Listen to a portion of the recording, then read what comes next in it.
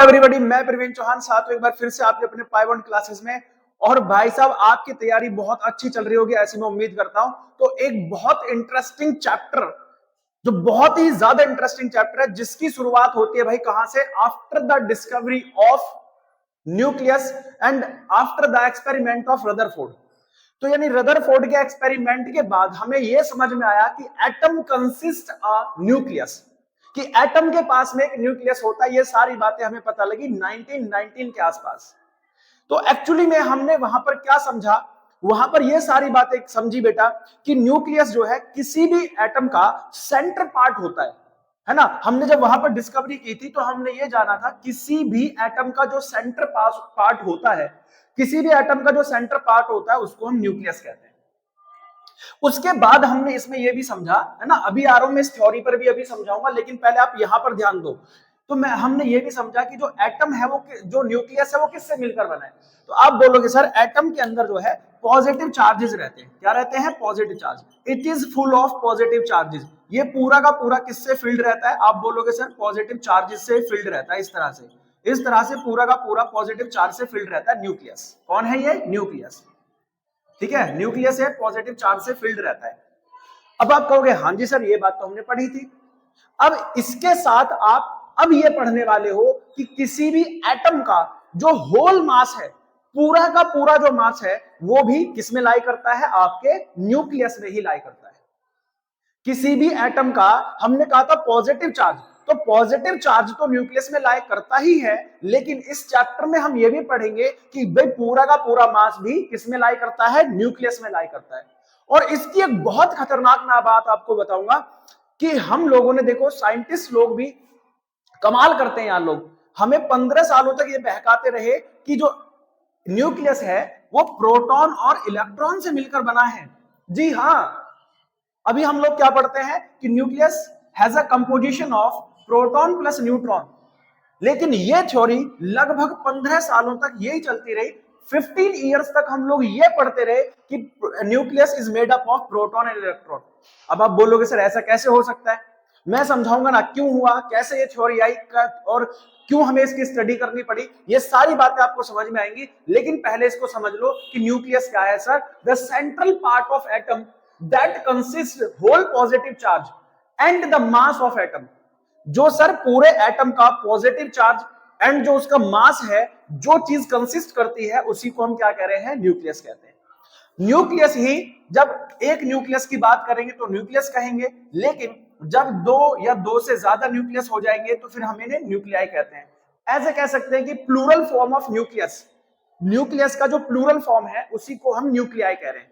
बहुत इंटरेस्टिंग कहानी अब मैं शुरू करने वाला हूं आपको, जो कि मैंने लिखा भी है, composition of nucleus. Interesting phase यहां से शुरू होता है कि 1919 में after the discovery of proton, proton की डिस्कवरी होने के बाद हमने ये जाना कि न्यूक्लियस होता है और न्यूक्लियस के अंदर में प्रोटॉन यानी पॉजिटिव चार्ज रहते हैं। बोलोगे हाँ जी सर बिल्कुल एकदम तरीके से क्लियर हो रहा है। लेकिन हुआ ये कि भैया हमने यहां पर लिखा है the whole mass of atom consist in the nucleus, लेकिन जब हमने इसको कैलकुलेट किया तो एटम का जो मास था वो न्यूक्लियस से ज्यादा आया। अगर हम ये मान के चलें कि न्यूटन के अंदर, न्यूक्लियस के अंदर केवल प्रोटॉन यानी पॉजिटिव चार्ज रहते हैं, तो एटम का मास न्यूक्लियस से ज्यादा था। अब कंफ्यूजन ये थी कि भाई हम दो ही चीज जानते थे, या तो प्रोटॉन या इलेक्ट्रॉन। न्यूट्रॉन की खोज अभी तक नहीं हुई है। तो अब साइंटिस्ट ये कह रहे थे कि भाई ऐसा कैसे हो सकता है, जबकि न्यूक्लियस में तो पूरा का पूरा मास कंटेन होगा, बाकी तो एटम खाली है। बोले हाँ जी सर। तो उन्होंने बोला कि भाई साहब हम ऐसा मान सकते हैं कि न्यूक्लियस में इलेक्ट्रॉन भी है। बोले यार ऐसे कैसे हो सकता है? बोले मान लो, क्योंकि हमें इसका मास बराबर करना है, एटम का जो मास है वो न्यूक्लियस के मास के बराबर होता है, इसलिए एज्यूम करना पड़ेगा। और यही एज्यूम्शन क्या होगी भाई साहब, कई सालों तक चलती रही, 15 सालों तक। फिर 1932 में, at the time of 1932, James Chadwick क्या काम करते हैं? डिस्कवरी करते हैं न्यूट्रॉन की। न्यूट्रॉन की डिस्कवरी करते हैं, और न्यूट्रॉन की डिस्कवरी के बाद में हमने उसकी प्रॉपर्टी को समझा। तो न्यूट्रॉन जो था वो क्या था भाई? उस पर कोई चार्ज तो होता नहीं, है ना, नल चार्ज होता है, उस पर कोई चार्ज नहीं है, नील चार्ज है, उस पर कोई चार्ज है ही नहीं उस पर। और उसकी सारे जो मास है, बाकी सारी जो उसका मास होता है, जो उसका मास है वो सर किसके बराबर होता है, वो पॉजिटिव चार्ज के यानी प्रोटॉन्स के इक्वल होता है। तो बाद में जाके हमें ये पता लगा, जब इसकी सारी प्रॉपर्टी प्रोटॉन से मिली, तब जाके हमें ये पता लगा कि nucleus is has a composition of proton and neutron. पहले हम यही मानते चले गए क्योंकि बराबर तो करना था, वरना तो होगा ही नहीं है ना, फिर तो एटम कंप्लीट ही नहीं होगा। तो हम ये 15 सालों तक यही मानते रहे कि it is made up of proton and electron. लेकिन जब जेम्स चैडविक आते हैं 1932 में और न्यूट्रॉन की डिस्कवरी होती है, तब हमें पता चलता है कि nucleus is consist of proton and neutron, या न्यूक्लियस जो है कंपोजिशन है प्रोटॉन और न्यूट्रॉन का। तो देखो कितनी एकदम अमेजिंग सी जिगजैग शुरुआत है, कितना यार, अब तो सोचो कितना वहां पर एडवेंचरस रहा होगा कि ये सारी चीजें डिस्कवरी करने में कितना समय लग गया उन लोगों को, बहुत बड़ी कहानी है। अब हम ये बात करते हैं कि भाई एक छोटी सी, अगर मैं ये मान लूं कि nucleus is the ball, nucleus एक छोटा सा, मैं आपको अंदाजा दे रहा हूं ये होता कितना स्मॉल है। न्यूक्लियस मान लीजिए क्रिकेट की बॉल है, क्रिकेट की एक बॉल है, तो पता है एटम कितना बड़ा होगा, अंदाजा लगाओ, चलो कितना बड़ा हो सकता है एटम, सोच कर देखो जरा। आप बोलोगे सर अगर बॉल है तो इतना बड़ा न्यूक्लियस एटम हो जाएगा, नहीं भाई। अगर हम ये मान ले कि nucleus is the ball of cricket, then आप ये कहोगे सर जो एटम है, एटम का साइज कितने किलोमीटर का हो सकता है, 5 से 7 किलोमीटर का हो सकता है। यानी उस, अगर ये मान रहे हो कि न्यूक्लियस जो है इज द सेंटर, यानी बॉल की तरह है, बॉल की शेप का है, तो न्यूक्लियस जो एटम होगा उसके 5-7 किलोमीटर का अगर आप एक स्फीयर ड्रॉ कर दें, 5-7 किलोमीटर की रेडियस का एक स्फीयर ड्रॉ कर दें, तो जाके वो एटम बनेगा। यानी nucleus is very very very small to the atom. ठीक है, ये सारी बातें हम लोगों ने कहां से पढ़ी हैं, रदरफोर्ड के एटॉमिक मॉडल से हमने सारी स्टडी की है। इतना बात समझ में आ गई। अब ये बातें समझने के बाद हम लोगों को समझना है कि प्रॉपर्टीज ऑफ न्यूक्लियस क्या होती है। न्यूक्लियस भी अपनी एक प्रॉपर्टी रखता है, तो उस प्रॉपर्टी के बारे में बात करते हैं कि what property does the nucleus have. जैसा कि हम लोग पढ़ने वाले हैं प्रॉपर्टीज ऑफ न्यूक्लियस को। तो बच्चे प्रॉपर्टीज ऑफ न्यूक्लियस, पहले आप इसका स्क्रीनशॉट ले ले एकदम आराम से, आप लोग तरीके से, आपने स्क्रीनशॉट ले लिया, देन स्टार्ट। तो भाई अब हमें न्यूक्लियस की प्रॉपर्टीज को स्टडी करना है एकदम बेहतरीन तरीके से। ये जितनी भी प्रॉपर्टीज यहां पर लिखी हुई हैं, एक एक मैं आपको बिल्कुल तरीके से समझाऊंगा। देखो सबसे पहली प्रॉपर्टीज लिखी है कि atom consist whole positive charge of atom. जो न्यूक्लियस है वो पूरा का पूरा पॉजिटिव चार्ज से मिलकर बना है, और इस पॉजिटिव चार्ज को हम लोग लिखते हैं Ze। न्यूक्लियस का जो चार्ज है, ऐसा कह सकते हो, जो न्यूक्लियस का जो चार्ज होता है हम उसे Ze से डिनोट करते हैं। अब ये दिमाग में आया होगा कि सर Z क्या है ना, ये दिमाग में आया होगा कि सर Z क्या है। तो बेटा Z होता है एटॉमिक नंबर, एटॉमिक नंबर। अब आप सब कह रहे होंगे सर कि एटॉमिक नंबर सुना सा तो लग रहा है, क्योंकि 11th क्लास की केमिस्ट्री में आप लोगों ने स्टडी किया होगा। लेकिन कुछ बच्चे ऐसे भी है जिन्होंने 11th मजे में काटी है, जिन्होंने ये पढ़ाई नहीं है ना, फोर्स मतलब कुछ तो होंगे तुम में से ऐसे जो करे कहेंगे। बट अगर उनको नहीं पता है तो अभी पता लग जाएगा, क्योंकि जस्ट आफ्टर द प्रॉपर्टी मैं यही आपको चीजें कराऊंगा। एटॉमिक नंबर, मास नंबर, फिर मास नंबर कैसे फाइंड करते हैं, एएमयू कैसे फाइंड करते हैं, आइसोटॉप्स, आइसोबार, आइसोटोनिक, ये सारी चीजें आपको एकदम तरीके से क्लियर हो जाएंगी, आप टेंशन मत लो। तो सबसे पहले हम बात कर रहे हैं कि atom consist whole positive charge, और उस पॉजिटिव चार्ज को हम, जो न्यूक्लियस का चार्ज होता है उसको हम कहते हैं बेटा, सॉरी एटम नहीं, न्यूक्लियस। ये चीज nucleus consist whole positive charge, और इसके चार्ज को हम डिनोट करते हैं Ze से, जहां Z क्या बेटा, आपका एटॉमिक नंबर होता है। दूसरी बात क्या होता है, the size of nucleus depends on the mass number. यानी आप ये समझो, यहां पर समझिएगा ध्यान से, इस चीज को आप अंडरलाइन कर लो। ये मान लो कि न्यूक्लियस है, और इसमें अगर आपका बेटा मास नंबर इंक्रीज हो रहा है, क्या इंक्रीज हो रहा है, मास नंबर अगर इंक्रीज हो रहा है, तो इस न्यूक्लियस का साइज भी क्या हो जाएगा, बढ़ जाएगा। मान लो यहाँ 12 प्रोटॉन 15 प्रोटॉन थे, अगले वाले में 18 प्रोटॉन हो गए, तो थोड़ा सा साइज क्या हो जाएगा, इसका इंक्रीज हो जाएगा। यानी आप याद रखिएगा कि जो जितने भी मास नंबर हैं, ठीक है, उन पर ये डिपेंड करता है। कौन डिपेंड करता है, साइज ऑफ न्यूक्लियस। यानी साइज ऑफ न्यूक्लियस सभी के लिए सेम नहीं है, मैंने लिखा भी है, the size of nucleus is not same for all the atoms. क्योंकि सभी का जो मास नंबर है वो अलग अलग है, और मास नंबर अलग अलग है तो सर साइज भी जो है उनका क्या हो जाएगा, अलग अलग हो जाएगा। बातें समझ में आ गई? आप बोलोगे हाँ जी सर ये भी ठीक है। चौथी बात आप समझो, very interesting and very important, the density of nucleus is same for all the atoms. यानी हर एटम की जो डेंसिटी होती है वो सेम होती है। ये कैसे सर, ये क्या चीज है, समझो बेटा। यहां पर जैसे हम ये मान रहे हैं, डेंसिटी होती क्या है एक्चुअल में, जो सर आप बोलोगे डेंसिटी होती है सर मास अपॉन में वॉल्यूम, है ना, मास अपॉन में वॉल्यूम।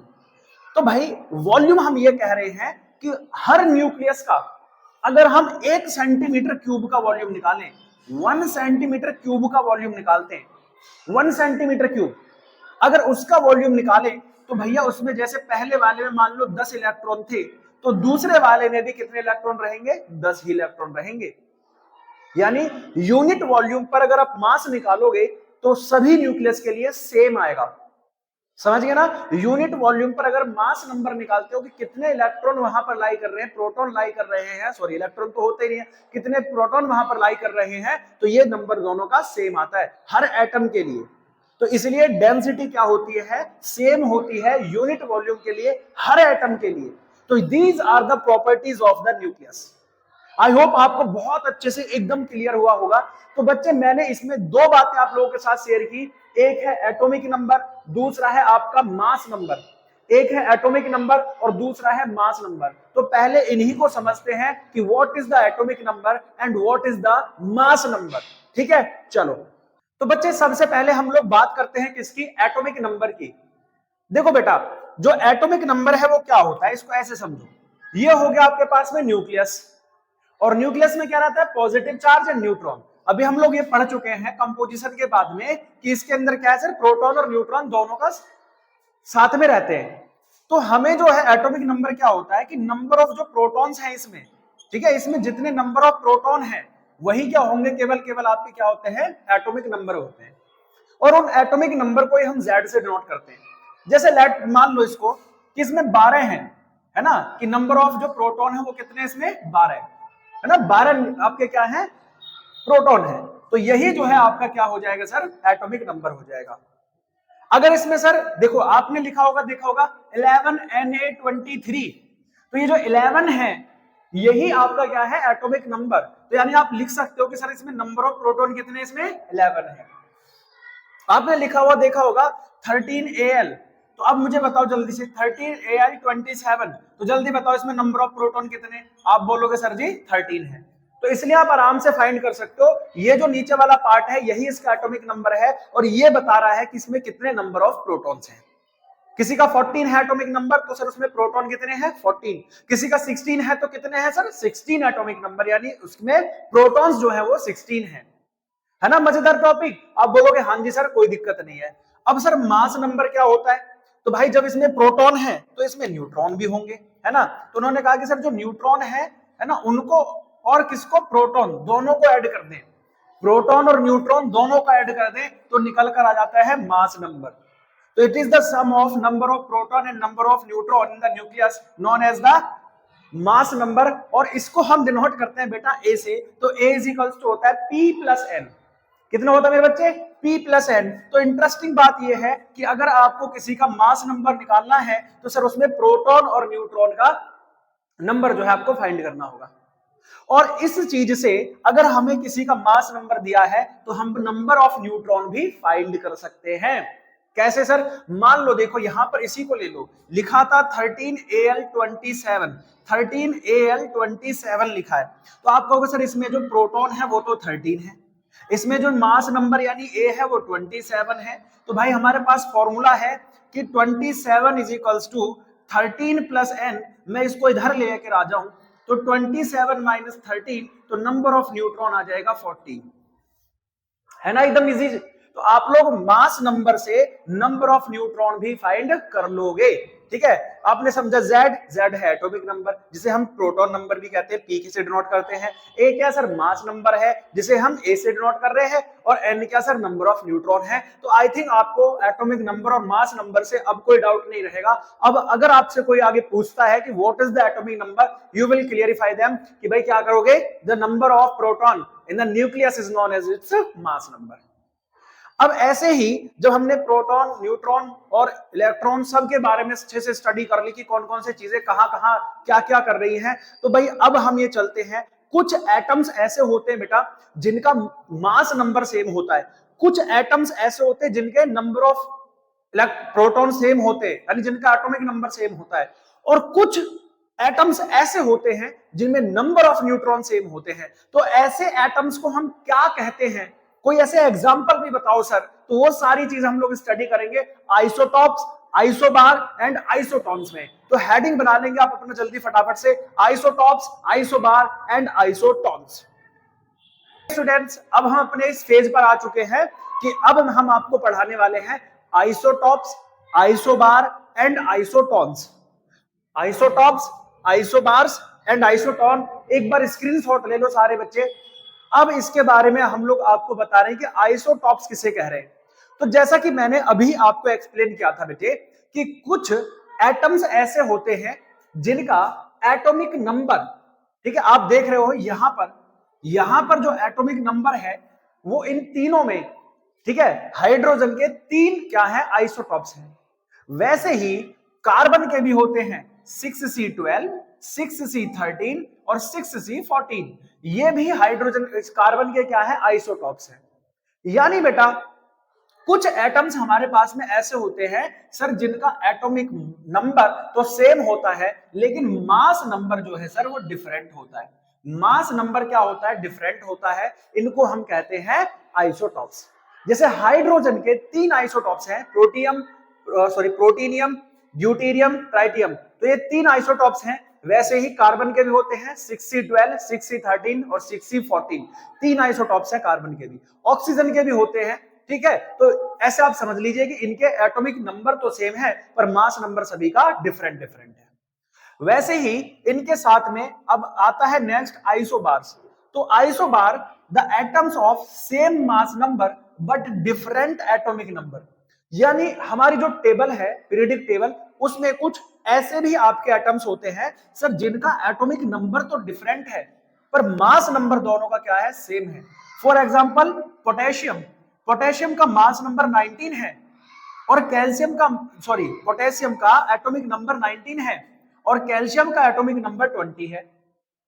लेकिन अगर पोटेशियम का मास देखें तो वो भी 40 है और कैल्शियम का भी मास देखें तो वो भी क्या है, 40 है। यानी दोनों के जो है मास क्या है, सेम है, बट एटॉमिक नंबर क्या है, सबके डिफरेंट डिफरेंट है।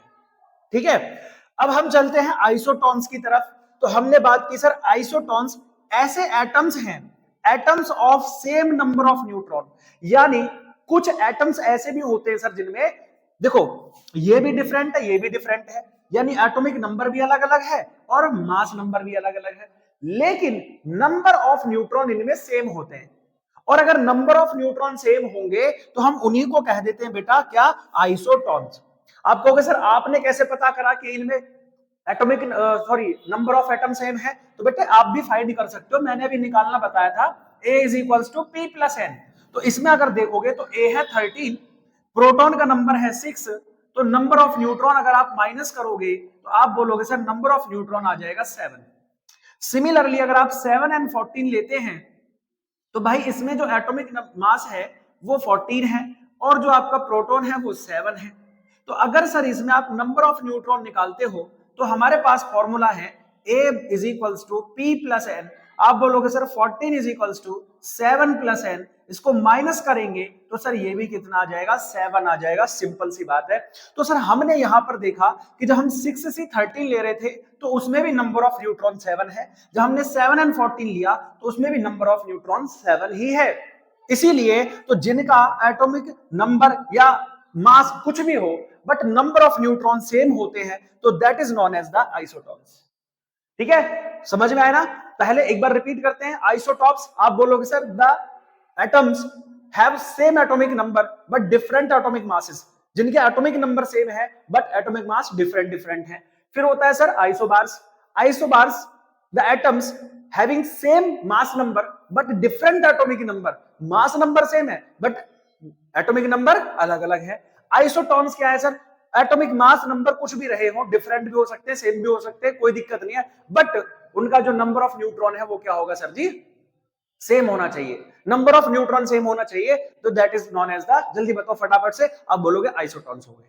तो ये तीनों चीजें भी हम लोगों ने समझ ली कि सर जो हमारा न्यूक्लियस है उसी के बेस पर ये तीन टाइप के एटम्स भी हो जाते हैं, आइसोटॉप्स, आइसोबार एंड आइसोटॉन्स।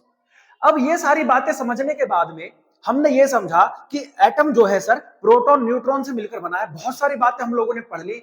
तो मैं ये कह रहा हूं, क्या हम एटम की रेडियस फाइंड कर सकते, सॉरी न्यूक्लियस की रेडियस फाइंड कर सकते हैं? बोलोगे हाँ जी सर, अगर हमें यह पता है कि प्रोटॉन और न्यूट्रॉन से मिलकर कौन बना है, न्यूक्लियस बना है, तो we can find the radius of nucleus. तो चलो इसी के बारे में हम लोग छोटा सा एक डेरिवेशन समझाएंगे आप लोगों को, जिसमें मैं आपको प्रूफ कराऊंगा बेटा कि आप लोग कैसे रेडियस ऑफ न्यूक्लियस फाइंड कर सकते हैं। तो लेट्स स्टार्ट इट। ठीक है डियर स्टूडेंट्स, अब हम पहुंच गए अपने मेन टॉपिक पर, रेडियस ऑफ न्यूक्लियस। और मजा तो तब आएगा जब मैं आपको ये बोलूंगा कि भाई यहां से अगर न्यूमेरिकल बन जाए तो भी आप सॉल्व कर देंगे, तो कितनी बढ़िया बात रहेगी। आप बोलोगे हाँ जी सर, तब तो मजा ही आ जाएगा। तो अभी मजा आने वाला है आप लोगों को। पहले एक छोटी सी चीज समझ लो बेटा, जैसे प्रोटॉन और न्यूट्रॉन है, इनसे हमारा न्यूक्लियस बना है, ये तो आप जानते हो। इन दोनों को साथ में क्या पढ़ा जाता है, तो इन दोनों को साथ में न्यूक्लियॉन्स पढ़ा जाता है। ठीक है, याद रखना क्या पढ़ा जाता है, न्यूक्लियॉन्स। प्रोटॉन और न्यूट्रॉन को जब हम साथ में कंबाइनली पढ़ते हैं तो क्या पढ़ा जाता है, आप बोलोगे सर जी न्यूक्लियॉन्स, इनको पढ़ते हैं हम लोग। तो अगर मुझे रेडियस ऑफ न्यूक्लियस फाइंड करनी है तो मैं ये जानता हूं कि सर जो न्यूक्लियस का साइज है, size of nucleus, size of nucleus depends on the, अभी मैंने बोला था depends on the mass number. भाई हमारा जो न्यूक्लियस है उसका जो साइज है वो किस पर डिपेंड करता है, आप बोलोगे सर जी किस पर डिपेंड कर रहा है, न्यूक्लियॉन्स पर डिपेंड कर रहा है, मास नंबर पर डिपेंड करता है। तो अगर हम साइज ऑफ न्यूक्लियस निकालना चाहते हैं तो साइज ऑफ न्यूक्लियस निकालने के लिए हमें उसका वॉल्यूम फाइंड करना होगा। और वॉल्यूम किस पर डिपेंड कर रहा है, मास नंबर पर डिपेंड कर रहा है। है जी, वॉल्यूम किस पर डिपेंड कर रहा है, मास नंबर पर। उसका वॉल्यूम कम भी हो सकता है, ज्यादा भी हो सकता है, बस डिपेंड करता है मास नंबर पर। बोलोगे हाँ जी सर, कोई दिक्कत नहीं है। तो भाई मैं ये कह रहा हूं कि वॉल्यूम जो है, अभी आप बोलोगे सर 4/3 पाई आर का क्यूब, इसको आर मान लेते हैं, कैपिटल आर, आर का क्यूब प्रोपोर्शनल टू ए, तो ये अपने आप में कांस्टेंट ही तो है। बोलोगे हाँ जी सर। अब आप बोलोगे सर वॉल्यूम आपने 4/3 पाई आर का क्यूब ही क्यों लिया, तो मैंने आपको पहले ही बता दिया था एटम वाली वन शॉट में। तो जिन लोगों ने एटम वाली वन शॉट नहीं देखी है वो जाकर एटम वाली वन शॉट भी आप बहुत इजीली, आप लोग आसानी से समझ सकते हो, बहुत बेहतरीन लेवल पे कराया और उसको बहुत अच्छा प्यार बच्चों ने दिया है। तो बच्चे ऐसे अपना प्यार बनाए रखो, मैं ऐसे आपको पढ़ाता रहूंगा। और अगर आपको ये वीडियो भी पसंद आ रही है, एकदम मजेदार तरीके से आपको सारी चीजें समझ में आ रही है, तो मेरे प्यारे बच्चों, मेरे प्यारे भाई बहनों, फटाफट से आप लोग चैनल को सब्सक्राइब कर लो, ताकि मैं आपको ऐसे ही पढ़ाता रहूं। इतनी मेहनत के लिए यार आप लोग सब्सक्राइब भी नहीं करोगे तो फिर क्या फायदा फिर मेरी मेहनत का। तो एक बार सब्सक्राइब कर दो, बस आपका सब्सक्राइबर ओनली कुछ नहीं, बस मोटिवेशन बहुत देता है कि भाई हमें बच्चे पसंद कर रहे हैं, बस इतना ही बहुत है हमारे लिए। ठीक है, तो आप फटाफट से चैनल को सब्सक्राइब कर दिया करो, और अगर मन कर रहा है तो अपने दोस्तों को शेयर कर दो, लाइक कर दो, बस यही तो करना है, काम खत्म। अब इधर आ जाओ, तो मैं ये कह रहा था कि जब हमने रदरफोर्ड का एटॉमिक मॉडल पढ़ा था तो रदरफोर्ड ने पहले ही बता दिया था कि भाई एटम हमारा कैसा रहता है, स्फेरिकल रहता है शेप में। अब स्फेरिकल है तो यानी इसका क्या होगा, 4/3 पाई आर का क्यूब हो जाएगा, और depends on atomic mass number. अब हमने सीधा सीधा बोला तो हम ऐसे लिख सकते हैं कि आर की क्यूब कितना होता है, ए। अब ये जो क्यूब है सर, ये तो हमें हटानी है यहां से, ये तो हमें हटानी है ना। तो आप बोलोगे सर आर प्रोपोर्शनल टू ए की पावर 1/3, ये क्यूब यहां से हटकर उधर कहां पहुंच जाएगी सर, अपॉन में पहुंच जाएगी। तो आर प्रोपोर्शनल टू ए की पावर 1/3, तो ये हमारा रेडियस हो गया। लेकिन सर ये प्रोपोर्शनल को हटाओ पहले, है ना, ये जो प्रोपोर्शनल है इसको हटाओ। तो भाई जब जब हम प्रोपोर्शनल साइन को हटाते हैं we need a constant R naught. तो यहां पर जो ये कांस्टेंट है इसको हम क्या बोल रहे हैं बेटा, आर नॉट बोल रहे हैं। ठीक है, क्या बोल रहे हैं, आर नॉट बोल रहे हैं। ये आर नॉट क्या है sir, the R naught is a constant, है ना, आर नॉट क्या है, कांस्टेंट है। आर नॉट की अपने आप में वैल्यू होती है, R naught is equals to होता है 1.2 इंटू 10 की पावर -15। कितना होता है बेटा इसका वैल्यू, 1.25 इंटू 10 की पावर -15 होता है। बात समझ में आ गई। तो ये आप इसको नोट डाउन कर लेंगे कि आर नॉट की ये अपनी एक परफेक्ट वैल्यू होती है। तो ये चीजें होगी न्यूक्लियस के बारे में। अच्छा, ये चीज तो हमें समझ में आ गई सर कि हमने न्यूक्लियस का रेडियस फाइंड कर लिया।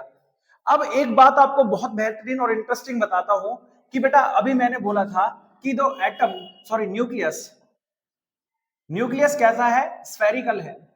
लेकिन ये अपने आप बात समझ लो कि ये केवल 90% न्यूक्लियस के लिए ही ट्रू है। किसके लिए? 90% न्यूक्लियस के लिए ही ट्रू है।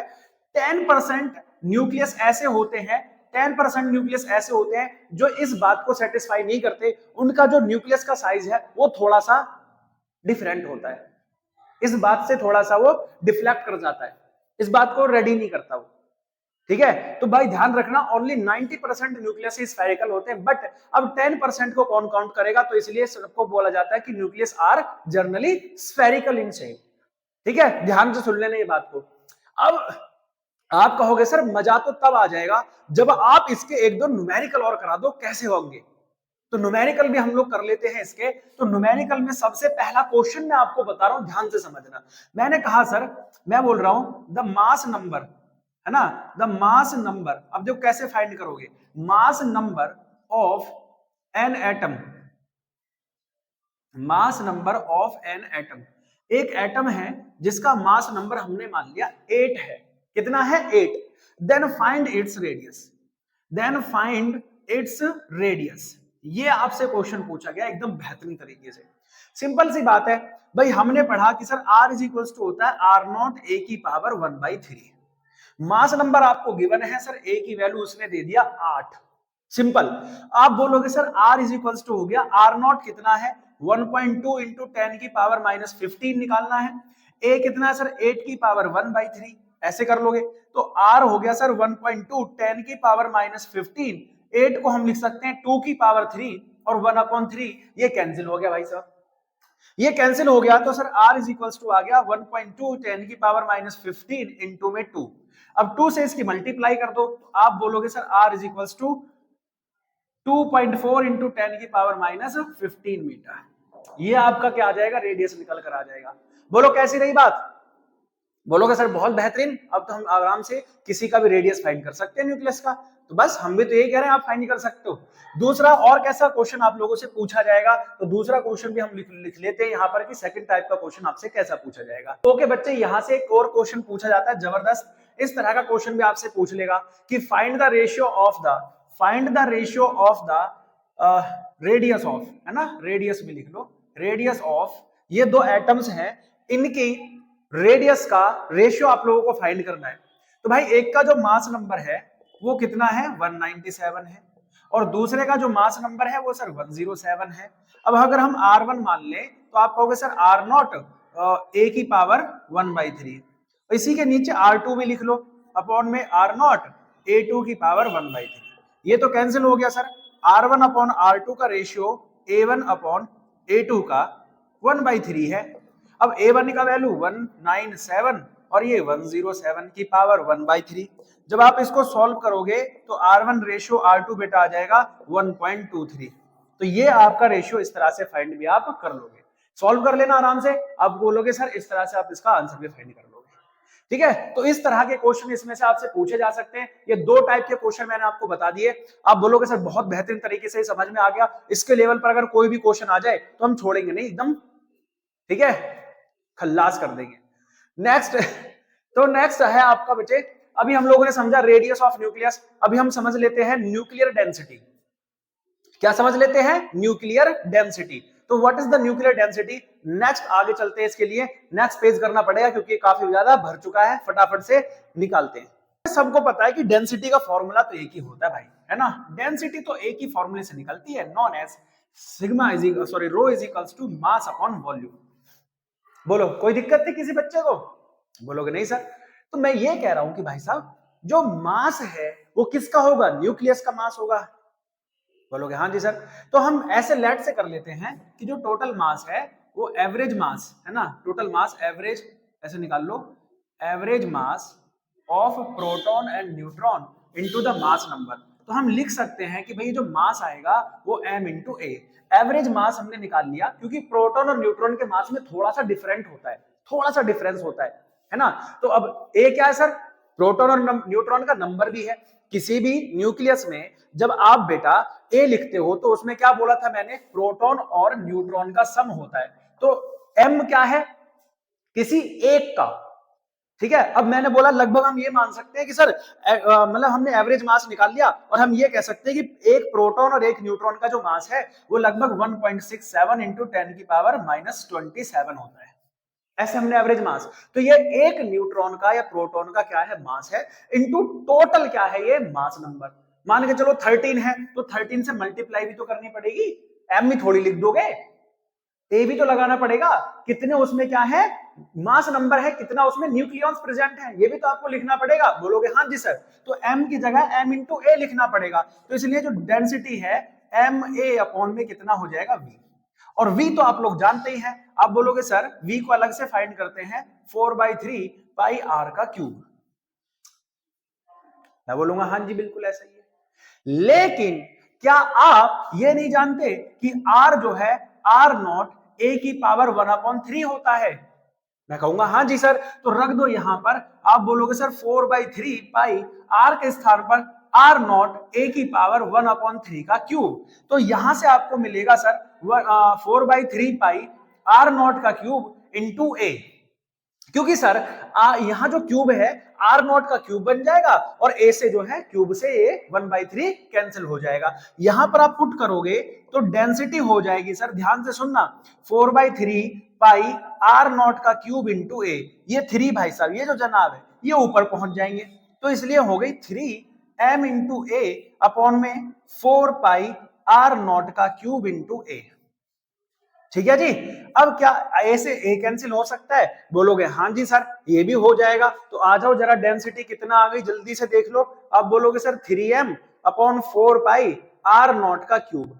तो यहां पर मुझे बताओ, क्या जो डेंसिटी है, ध्यान से समझना अब भी बात जो मैंने पहले बोला था, मैंने जब प्रॉपर्टी ऑफ न्यूक्लियस कराया था, पीछे रिवर्स ले जाकर देखो जल्दी वीडियो को, जब मैंने प्रॉपर्टीज ऑफ न्यूक्लियस कराया था तो मैंने उसमें बोला था कि भाई साहब सभी एटम्स की जो डेंसिटी है वो सेम होती है। पता है क्यों बोला था, यहां जो इसलिए बोला था क्योंकि जो डेंसिटी है सर वो रेडियस पर डिपेंड नहीं कर रही। ये r0 तो कांस्टेंट है, याद आया, कांस्टेंट जिसकी वैल्यू 1.2 इंटू 10 की पावर -15 होती है। तो ये जो हमारी डेंसिटी है सर वो क्या है, रेडियस पर डिपेंड या मास नंबर पर डिपेंड नहीं करती। दैट्स वाई सभी एटम्स का, सभी न्यूक्लियस है ना, एटम्स के सभी जितने भी न्यूक्लियस हैं, सभी एटम्स के जितने भी न्यूक्लियस हैं उन सबकी डेंसिटी अप्रोक्सीमेटली सेम होती है। क्या होती है, सेम होती है। ठीक है बेटा, तो ये आपका क्या आ जाता है, न्यूक्लियर डेंसिटी। हेंस यहां से प्रूफ हो रहा है कि हमारे जो न्यूक्लियस हैं उन सभी की डेंसिटी क्या होती है, सेम होती है। It is not different for every nucleus, सबके लिए सेम है। ठीक है, तो फटाफट से जल्दी इसको राइट डाउन कर लो, एकदम मजेदार तरीके से आपको समझ में आया होगा, एकदम तगड़े तरीके से। उसके बाद हम लोग चलते हैं AMU की तरफ, है ना। चलो यही कर लेते हैं, AMU क्या है। AMU नहीं, नेक्स्ट पेज पर ही चलते हैं हम लोग, AMU को बहुत अच्छे समझाएंगे और फिर AMU को जूल वगैरह में कन्वर्ट भी करेंगे कैसे होता है। तो फटाफट से नेक्स्ट हेडिंग डाल लो आप, AMU। बेटा अब हम लोग आ चुके हैं AMU। AMU का फुल फॉर्म होता है atomic mass unit. Atomic mass unit क्या है सर, थोड़ा सा इसके बारे में समझाओ ना। तो बिल्कुल समझाएंगे मेरे भाई, और ऐसा समझाएंगे कि आपके एकदम दिमाग में जाएगा। ठीक है, सटाक से। क्वेश्चन क्या है बेटे, देखो जैसे हम लोग अपनी दुकानों वगैरह पर जाते हैं तो आप बोलते हो सर 1 kg चीनी दे दो, 1 किलो एप्पल दे दो, 1 किलो ये दे दो, वो दे दो, तो आप ऐसे केजी में नापते हो।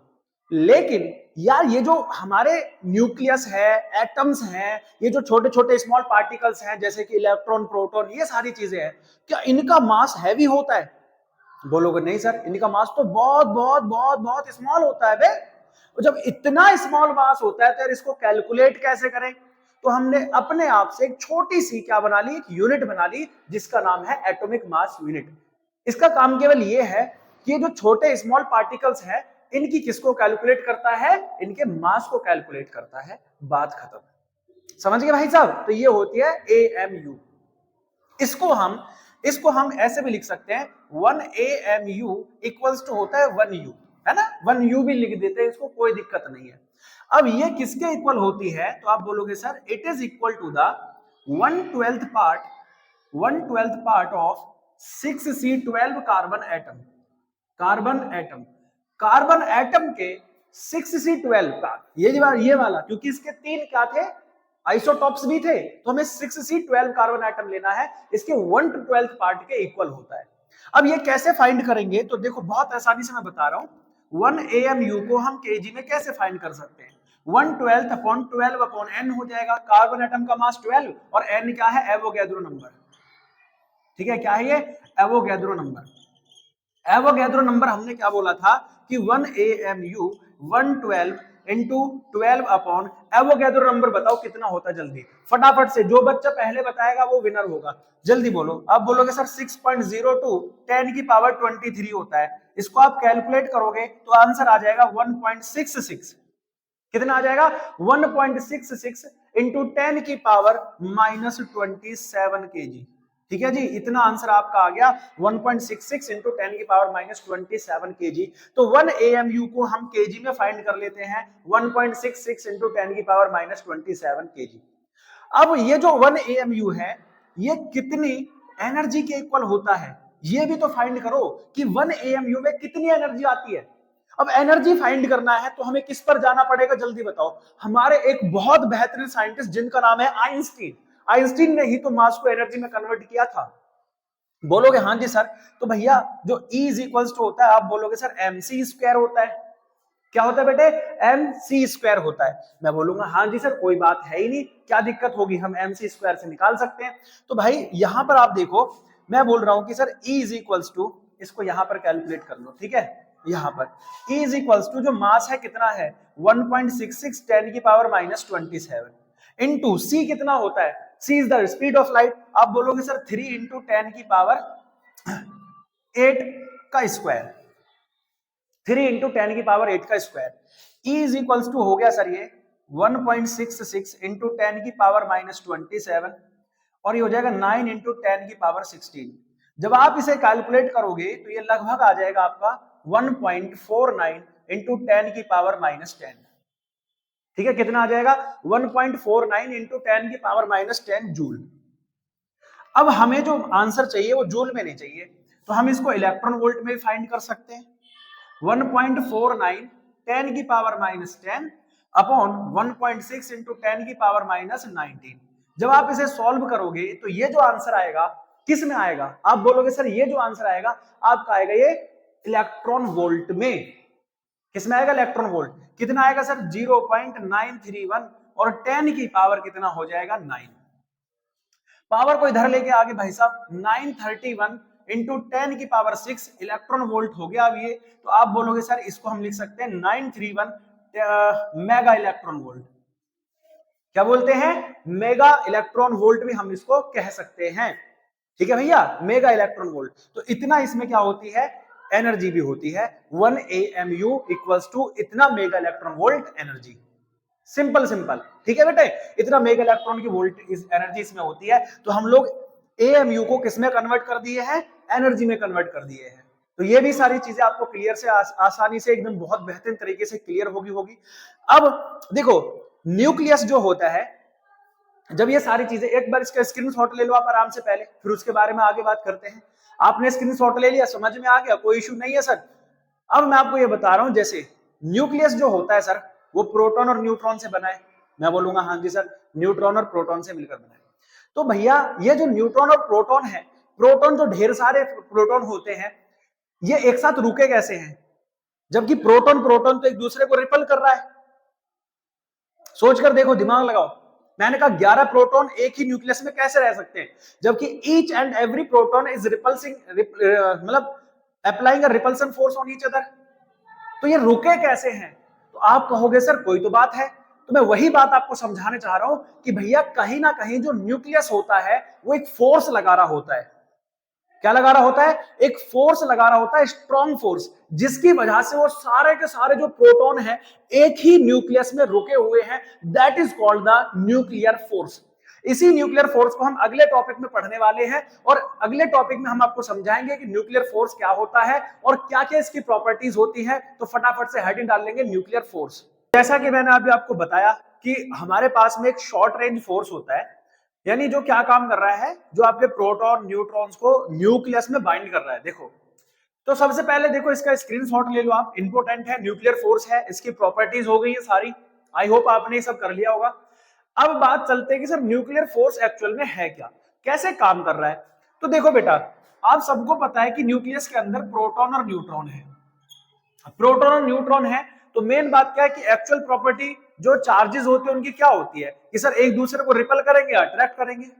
तो ये रुके क्यों है इसमें, ये इसको छोड़कर जा क्यों नहीं रहे, क्योंकि प्रोटॉन प्रोटॉन भी एक दूसरे पर क्या लगाएगा, रिपल्सिव फोर्स लगाएगा। तो ये एक फोर्स नजर आया हम लोगों को कि यार न्यूक्लियस एक ऐसा फोर्स अप्लाई करता है, किस पर सर, ये जो आपके न्यूक्लियॉन्स हैं इन पर एक ऐसा फोर्स अप्लाई करता है कि ये न्यूक्लियॉन्स को आपस में बांधे रखता है। तो लिखा है it is the strongest force that bind the nucleons together in the nucleus. Nucleus के अंदर न्यूक्लियॉन्स को जो आपस में जोड़े रखता है, जो उनको कनेक्टिव रखता है, ऐसे फोर्स को हम क्या कहते हैं, न्यूक्लियर फोर्स करते हैं। यानी आप ये कह सकते हैं कि हमारा जो न्यूक्लियस है वो खुद एक ऐसा फोर्स लगा रहा है और ये सबसे स्ट्रॉन्गेस्ट फोर्स है। इससे ज्यादा स्ट्रॉन्गेस्ट फोर्स कोई नहीं हो सकता। ये सीधा स्ट्रॉन्गेस्ट फोर्स जो क्या करता है, न्यूक्लियॉन्स को बाइंड करता है। ठीक है, अब इसकी कुछ प्रॉपर्टीज होती हैं, ध्यान से सुनो। पहली प्रॉपर्टी है nuclear force are non electric, यानी ये इलेक्ट्रिक फोर्स नहीं होते, यानी अपने चार्जेस पर डिपेंड नहीं करते। समझे बेटा, अगर इलेक्ट्रिक फोर्स होते तो प्रोटॉन प्रोटॉन एक दूसरे को क्या करता, रिपल करता, लेकिन ऐसा नहीं हो रहा है। ठीक है, तो याद रखना कि ये जो है नॉन इलेक्ट्रिक फोर्स होते हैं। दूसरा है these are the independent of charge, ये चार्ज पर भी इंडिपेंडेंट होते हैं। चार्ज से भी इनका कोई लेना देना नहीं है कि इस पर प्लस चार्ज, इस पर माइनस चार्ज, इस पर नील चार्ज, ऐसा कुछ भी नहीं होता। वरना तो न्यूट्रॉन और प्रोटॉन एक साथ कभी भी नहीं रहते। ठीक है, एक दूसरे को रिप्लेस कर देते। तो ये नॉन इलेक्ट्रिक होते हैं, चार्ज पर भी इंडिपेंड करते हैं, चार्ज पर भी कोई डिपेंडेंट नहीं होता। तीसरी बात है these are short range forces. Short range का मतलब क्या होता है बेटे, जैसे देखो आपको नजर आ रहा है कि एक ही न्यूक्लियस में प्रोटॉन और न्यूट्रॉन है, तो इन प्रोटॉन और न्यूट्रॉन के बीच का डिस्टेंस कितना होता है सर, बहुत कम होता होगा ना, बहुत ज्यादा ही कम होता है। तो इतने कम होते हैं कि शॉर्ट रेंज फोर्स होते हैं, यानी छोटी डिस्टेंस पर ही ये काम करेंगे, लार्ज डिस्टेंस पर काम नहीं करते। ध्यान से सुनना, छोटी छोटी, बहुत छोटी छोटी, स्मॉल डिस्टेंस पर ही काम करते हैं, लार्ज डिस्टेंस पर ये वर्क नहीं करते, इसलिए इनको शॉर्ट रेंज फोर्स कहते हैं। शॉर्ट रेंज फोर्स यानी कितनी शॉर्ट, 10⁻⁻12 से 10⁻15 रेंज जो होती है, इतनी छोटी छोटी डिस्टेंस पर ये काम करते हैं, एटॉमिक डिस्टेंस पर ये काम करते हैं। That's why these are known as short range forces. ठीक है, छोटी छोटी रेंजेस पर काम करते हैं। Nuclear forces are the strongest force. तो ये मैं पहले ही बता चुका हूं भाई। एक बात सोचो, जो प्रोटॉन है और जो न्यूट्रॉन है ये रिपल कर रहे हैं आपस में, लेकिन फिर को भी वो क्या कर रहे हैं, एक दूसरे को आपस में जोड़े रखता है, उनको जोड़कर एक ही जगह पर रखे हुए हैं। तो आप सोच लो कितना स्ट्रांग होगा। यानी सारे लोग भाग रहे हैं, ये लोग आपस में जाना चाहते हैं, इसको छोड़कर जाना चाहते हैं, लेकिन फिर भी ये उन्हें एक ही जगह पर कंबाइन कर रखा है। तो सोच लो, अब अंदाजा लगा लो कि कितना स्ट्रॉन्गेस्ट फोर्स ये होता होगा। अपने आप में आपको समझ में आ जाएगा कि it is the much strongest force, बहुत ज्यादा स्ट्रॉन्गेस्ट फोर्स होता है अपने आप में। These are non gravitational. Non gravitational का मीन्स है कि सर इनका ग्रेविटी पर कोई इफेक्ट नहीं होता। ग्रेविटेशनल फोर्स है ना, एक दूसरे को अट्रैक्ट वगैरह करते हैं, तो ये ऐसे भी नहीं है, ये फ्री है। ठीक है, ये फ्री है भैया आपस में। नॉन इलेक्ट्रिक, नॉन ग्रेविटेशनल, सब इंडिपेंडेंट ऑफ चार्ज ऐसे होते हैं। बट जो न्यूक्लियर फोर्स है वो कैसे होते हैं, अट्रैक्टिव प्रॉपर्टी के होते हैं, यानी अट्रैक्शन फोर्स लगाते हैं तभी तो एक दूसरे की जगह कंबाइंड है ये। अगर अट्रैक्शन फोर्स नहीं होता तो प्रोटॉन और न्यूट्रॉन एक साथ नहीं रहते, है ना। तो इसलिए क्या होते हैं बेटा, अट्रैक्टिव फोर्स होते हैं। फिर से एक बार समझ लेते हैं कि nuclear force are the non electric, यानी इलेक्ट्रिक फोर्स नहीं है, चार्ज पर इंडिपेंडेंट रहते हैं, शॉर्ट रेंज फोर्स होते हैं एंड स्ट्रॉन्गेस्ट फोर्स हैं। Nuclear force are the strongest force. ठीक है, ठीक है, these are the non gravitational force. दूसरा होता है sir nuclear forces are the attractive force. ये भी कैसे नेचर के होते हैं सर, अट्रैक्टिव नेचर के होते हैं। तो ये सारी बातें हम लोग इसमें न्यूक्लियर फोर्स और उनकी प्रॉपर्टीज में हम ये सारी बातें क्लियर कर चुके हैं। अब एक छोटा सा टॉपिक आता है सर, बाइंडिंग एनर्जी एंड। अभी देखो ध्यान से समझना भाई, ये जो प्रोटॉन और न्यूट्रॉन है ये आपस में एक साथ रहते हैं, कहां पर सर, न्यूक्लियॉन में। लेकिन अगर हम इस न्यूक्लियस को अगर हम बाहर से कहीं एनर्जी दे दें, इतनी एनर्जी दे दें कि ये प्रोटॉन और न्यूट्रॉन सेपरेट हो जाए। क्या सेपरेट हो जाए, प्रोटॉन और न्यूट्रॉन जिनको हम न्यूक्लियॉन्स कह रहे हैं ये सेपरेट हो जाए, इतनी एनर्जी हम लोग इसको देते हैं। The minimum energy given to the nucleus to separate their nucleons, यानी वो अमाउंट ऑफ एनर्जी जो किसी भी न्यूक्लियस से उसके न्यूक्लियन को सेपरेट कर दे is known as the binding energy. क्या कहते हैं बेटा उसको? बाइंडिंग एनर्जी कहते हैं। यानी वो एनर्जी जो प्रोटॉन और न्यूट्रॉन को सेपरेट करने के लिए जरूरी होती है, या जो प्रोटॉन और न्यूट्रॉन को सेपरेट कर दे, किसी भी न्यूक्लियस के प्रोटॉन और न्यूट्रॉन को जो सेपरेट कर दे, उसी को हम कहते हैं उसकी बाइंडिंग एनर्जी। देखो सुनने में कैसा लग रहा है, बाइंडिंग का मतलब होता है बांधे रखा है, लेकिन एक्चुअल में क्या है? सेपरेट एनर्जी, क्योंकि सेपरेट कर रही है इसको। तो ठीक है, the minimum energy required to separate the proton and neutron of the nucleus is known as its binding energy. ठीक है, अब बाइंडिंग एनर्जी के साथ साथ हमें यह समझना है कि मास डिफेक्ट क्या होता है। तो अगला हेडिंग आप बना लेंगे बाइंडिंग एनर्जी। एक्चुअल में आपको मैं समझा चुका हूं, फिर से एक बार इसकी थ्योरी वगैरह लिख देंगे और फिर मास डिफेक्ट की तरफ चलते हैं कि मास डिफेक्ट क्या होता है। ठीक है, तो ओके डियर स्टूडेंट्स, जैसा कि अब हम अपने नेक्स्ट टॉपिक पर आ चुके हैं जिसका नाम है मास डिफेक्ट। बहुत बेहतरीन क्वेश्चन है और बहुत बेहतरीन टॉपिक, यहां से न्यूमेरिकल भी क्वेश्चन बनते हैं। तो मैं सारी चीजें आपको एकदम क्लियर करा दूंगा, एकदम तरीके से आपको समझा दूंगा कि क्या होता है आपका मास डिफेक्ट। एक्चुअल में एक छोटी सी कहानी समझते हैं, ये बाद में आप लोग समझ लेना। ठीक है, स्क्रीनशॉट ले लो अभी आप इसका, ये बाद में आपको मैं समझाऊंगा कि लिखा क्या है। पहले मैं आपको थोड़ा सा इसका थ्योरी पर लेकर चलता हूं, इसकी कुछ बात बताता हूं। देखो, एक न्यूक्लियस होता है, ठीक है बेटा, एक न्यूक्लियस होता है तो न्यूक्लियस में प्रोटॉन और न्यूट्रॉन रहते हैं। क्या रहते हैं? प्रोटॉन और न्यूट्रॉन। तो एक्चुअल में ये होता है कि जब हम प्रोटॉन और न्यूट्रॉन को जब हम अलग अलग देख रहे हैं, ये थोड़ा सा मैंने साइज इनका बड़ा दिखाया क्योंकि एक्चुअल में तो ये दिखेंगे नहीं, इतना बड़ा न्यूट्रॉन हो ही नहीं सकता, बहुत छोटे होते हैं। बट मान लो कि ऐसा है ताकि आपको समझ में आ जाए। मान लो यहाँ प्रोटॉन का मास 5 है और यहाँ न्यूट्रॉन का मास 4 है, ऐसे छोटा सा मान लो ग्राम में। ठीक है, ग्राम में। तो इन दोनों को अगर मैं बाहर ऐड कर रहा हूं तो 5 + 4 = 9 ग्राम आ रहा है। लेकिन जैसे ही ये प्रोटॉन और न्यूट्रॉन कंबाइन होकर किसी न्यूक्लियस में जाते हैं, कंबाइन होकर किसी न्यूक्लियस में जाते हैं, तो बेटा इनका जो मास है यहां 9 ग्राम था, ये थोड़ा सा कम हो जाएगा, जैसे 8.2 ग्राम रह जाएगा, या फिर 8.6 ग्राम, ऐसे कर लो 8.6 ग्राम रह जाएगा। अब आप बोलोगे सर ऐसा क्यों हो रहा है? भाई यहां अगर हम बाहर देख रहे हैं, दोनों का अलग अलग मास देख रहे हैं, तो दोनों का मास जो है सर क्या है? 5 + 4 9 है। लेकिन जैसे ये न्यूक्लियस में आते हैं तो इनका मास क्या हो गया? अपने आप में ही कम हो गया। ये नेचुरली हो रहा है। कैसा हो रहा है सर? नेचुरली। ये हम लोग नहीं कर रहे भैया, ये नेचुरली हो रहा है कि जो मास है वो अपने आप से कम हो जाता है। ऐसा क्यों सर? ऐसा इसलिए कि ऐसा माना गया है, जो साइंटिस्ट लोग उन्होंने ये माना है कि कुछ पार्ट है ना, कुछ पार्ट जो अपने मास का कुछ पार्ट है, it converted into the energy, it converted into the energy, into the energy. ये कह रहे हैं कि भैया इसका जो थोड़ा सा पार्ट है वो किसमें कन्वर्ट हो जाता है?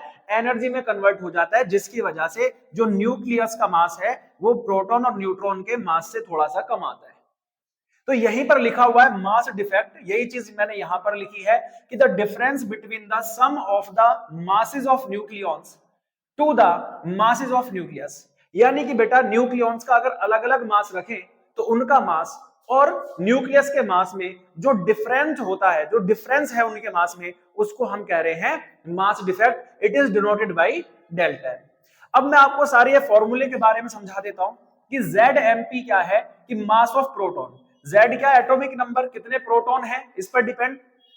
A माइनस जेड क्या हो जाता है सर? नंबर ऑफ न्यूट्रॉन, तो M × N ऐसे, और माइनस M × न्यूक्लियस लिखा है, तो इन दोनों के सम को ऐड करना है और इसके सम को माइनस कर देना है, इसको माइनस कर देना है, तो मास डिफेक्ट आ जाएगा। एक क्वेश्चन मैं यहां पर लेकर चलता हूं कि सर किस तरह का क्वेश्चन आता है, एनसीईआरटी का एग्जांपल है। तो लिखा है सर अल्फा पार्टिकल, है ना, अल्फा पार्टिकल 2He4। ठीक है, मैं आपको बता देता हूं, अल्फा पार्टिकल 2He4 का जो न्यूक्लियस का मास है, मास ऑफ न्यूक्लियस है ना, mass of nucleus, mass of nucleus is, इसका जो न्यूक्लियस का मास है वो है बेटे 4.00150, इतना यूनिट है। एंड इसने कहा है मास ऑफ प्रोटॉन, क्या बेटा? मास ऑफ प्रोटॉन जो है वो है 1.00728 यूनिट। एंड मास ऑफ जो न्यूट्रॉन है ना, मास ऑफ जो न्यूट्रॉन है 1.1.00687 यूनिट है। तो पूछ रहा है इसका मास डिफेक्ट क्या होगा। ये सारी वैल्यू आपको गिवन होंगी, आप टेंशन मत लो, ये सारी वैल्यू आपको गिवन होंगी, है ना, ये सारी वैल्यू आपको गिवन होंगी। ये तो गिवन होगा ही होगा कि मास ऑफ न्यूक्लियस कितना है। इनको आप एक बार से याद भी कर सकते हो कि भाई हमें ये चीजें याद भी हो जाएगी कि मास ऑफ प्रोटॉन 1.00728 होगा और मास ऑफ न्यूट्रॉन इतना होगा। ये तो हर किसी के लिए सेम ही होगा।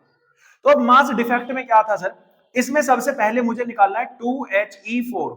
इसको मैं रफ कर दे रहा हूं इधर से, ध्यान से समझना बेटे, है ना, प्यार से समझना, एकदम आराम से, यहां पर समझो आराम से।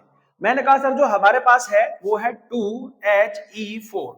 इसमें जो नंबर ऑफ प्रोटॉन है तो आप बोलोगे सर वो 2 है, और इसमें जो नंबर ऑफ न्यूट्रॉन है, नंबर ऑफ न्यूट्रॉन है वो आप कैसे निकालोगे सर, 4 - 2 करके देखोगे तो नंबर ऑफ न्यूट्रॉन भी कितना आ जाएगा भाई साहब, 2 ही आ जाएगा। अभी बताया था ना A = P + N से, तो वहां से इसको सॉल्व करोगे तो नंबर ऑफ न्यूट्रॉन भी 2 है। तो भाई साहब आप देखोगे ZMP plus A - ZMN minus mass of nucleus. तो ZMP कितना है सर, आप बोलोगे 2 इंटू कितना है 1.00728 है। A - Z सर ये भी 2 है, 1.00687 है, और न्यूक्लियस का जो मास है वो कितना है सर 4.00150 है। ठीक है, तो अब इनकी मल्टीप्लाई कर लो भाई साहब पहले तो। 2 8 जा 16, 2 2 जा 4 1 5, 2 7 जा 14, और ये हो गया भाई साहब 2। ठीक है जी, ये इस तरह से। फिर यहां भी मल्टीप्लाई करो, 2 7 जा 14, 2 8 जा 16 और एक 17, 2 6 जा 12 और एक 13, 0 फिर 2 माइनस 4.00150। अब यहां के बाद आप कैलकुलेट कर लेंगे कि नहीं, चलो मैं कर देता हूं, कोई इशू नहीं। पहले इनको ऐड करना है, 6 और 4 10 होता है सर, 7 5 12 और एक 13 हो गया, 3 4 7 और एक 8 हो गया, 1 और 1 कितना हो गया 2 हो गया, 0.4 और माइनस 4.00150। तो अब आप क्या करोगे बेटा, ये जो आपको दिया है 4.02830 में से 4.00150 इसे माइनस कर दो, 0 8 6 और 2, ये आपका मास डिफेक्ट आ जाएगा। ये आपका मास डिफेक्ट आ गया, डेल्टा M = 0.2680 यूनिट। तो इस तरह से आप किसी भी, है ना, किसी भी न्यूक्लियस का आप क्या कर सकते हैं, मास डिफेक्ट चुटकियों में निकाल सकते हैं फटाफट से। बोलो समझ में आया कि नहीं बेटे।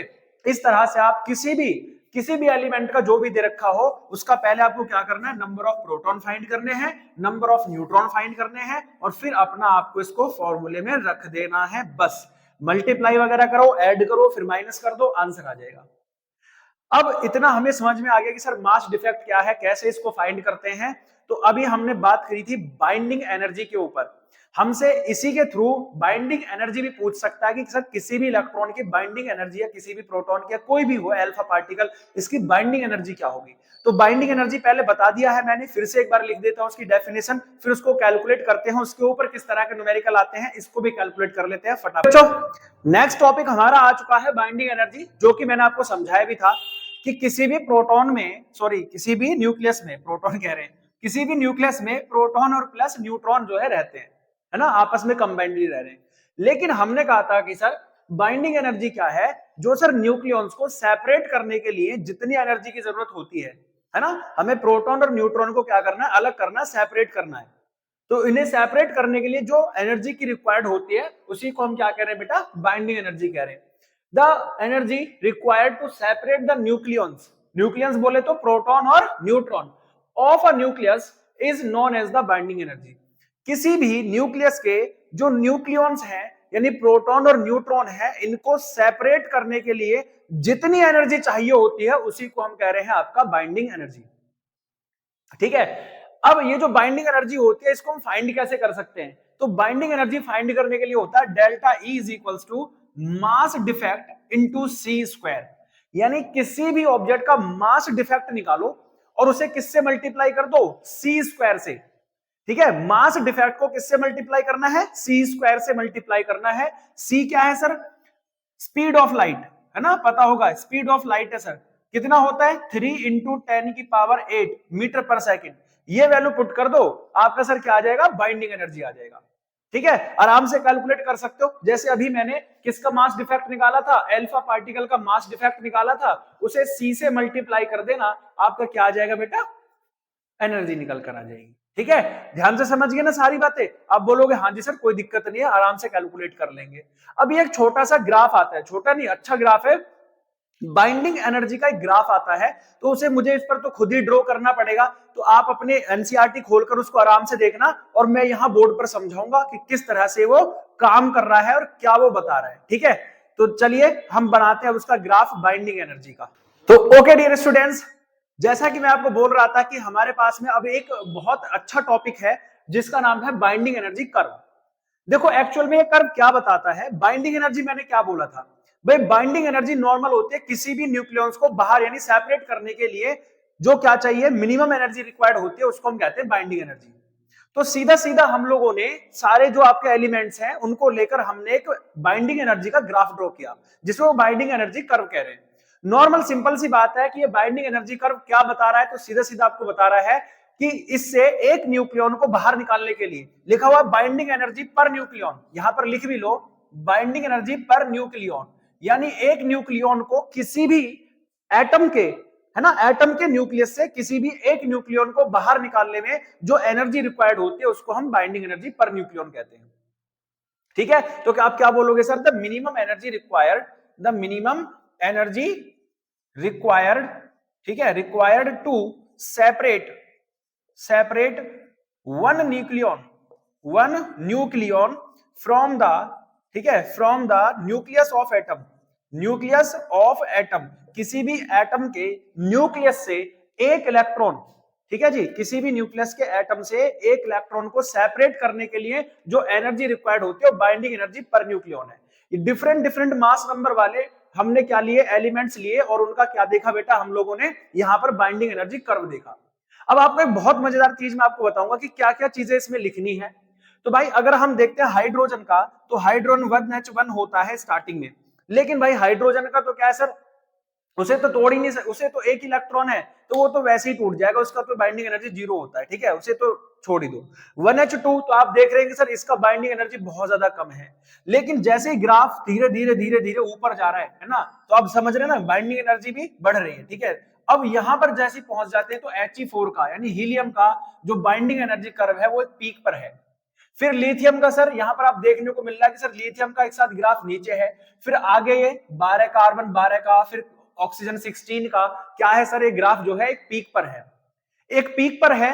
उसके बाद आप देखते हैं कि सर जो आपका आयरन है, तो आयरन का जो आपका क्या होता है बाइंडिंग एनर्जी, वो 8.75 मेगा इलेक्ट्रॉन वोल्ट होती है। तो ये चीज सबसे ज्यादा जो है किसकी है सर, आयरन की बाइंडिंग एनर्जी सबसे ज्यादा है। इसका मतलब क्या है कि बाइंडिंग एनर्जी का और क्या मींस होता है, तो आप ये भी समझ लें कि बाइंडिंग एनर्जी जो है किसी भी एटम की स्टेबिलिटी को बताती है। किसको बताती है बेटा, स्टेबिलिटी को बताती है कि which atom is more stable.